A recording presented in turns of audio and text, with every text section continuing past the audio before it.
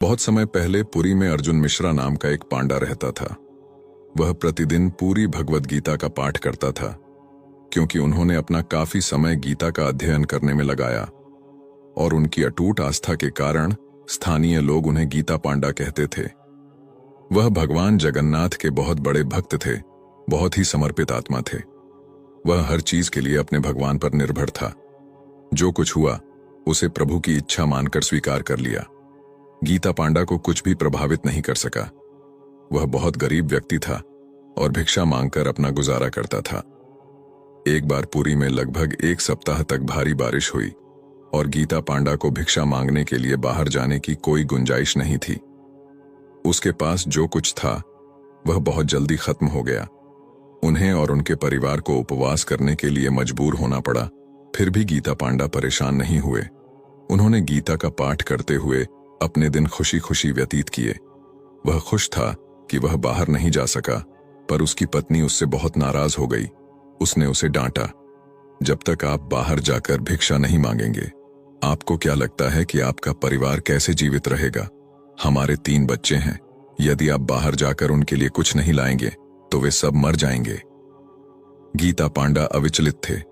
उन्होंने उसे भगवद गीता का एक श्लोक दिखाया, अनन्याश्चिन्तयन्तो मां ये जनाः पर्युपासते तेषां नित्याभियुक्तानां योगक्षेमं वहाम्यहम्।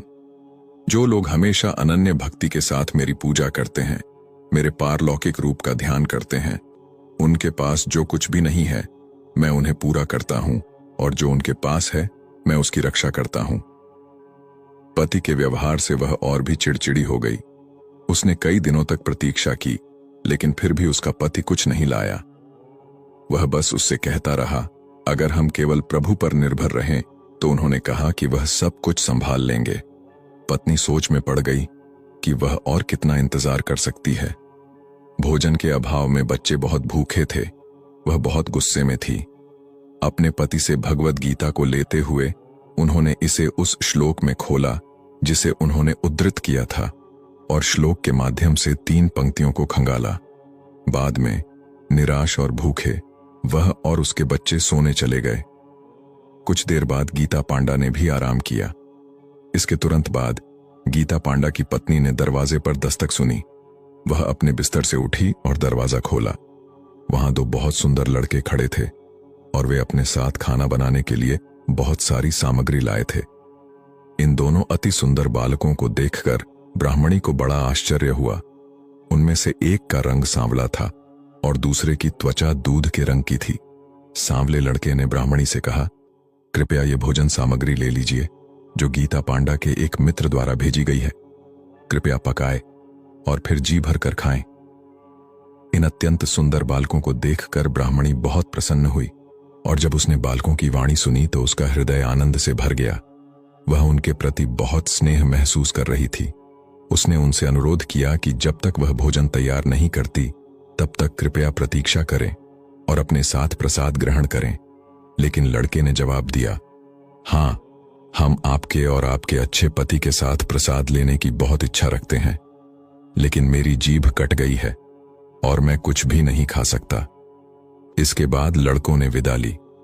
गीता पांडा की पत्नी ने सभी सामग्रियों को घर में रख दिया और अपने पति को अपने सौभाग्य के बारे में बताने के लिए बुलाने चली गईं। जब गीता पांडा ने आकर देखा कि सारा भंडार तरह तरह की सामग्री से भरा हुआ है, तो उसने अपनी पत्नी से पूछा, इन लड़कों को खिलाया? मुझे आशा है कि आप उनकी दया को वापस करने और उन्हें कुछ प्रसाद देने में सक्षम थे। उनकी पत्नी ने उत्तर दिया, मैंने उनसे कुछ खाने और इंतजार करने के लिए कहा, लेकिन सांवले लड़के ने कहा कि किसी ने उसकी जीभ को 3 जगहों पर काट दिया था और वह खाने में असमर्थ था। जब गीता पांडा ने यह सुना तो वह तुरंत समझ गया कि वह बालक स्वयं भगवान है, क्योंकि उनकी पत्नी ने गीता के श्लोक को 3 बार खंगाला था। इसलिए भगवान के मुख कमल से निकले शब्द उनकी जिह्वा पर प्रतिबिंबित हुए। गीता पांडा की पत्नी ने महसूस किया कि भगवान अपने भक्तों का पालन पोषण करने के अपने वचन को सिद्ध करने के लिए अपने प्रिय भक्त के लिए भोग लाया था।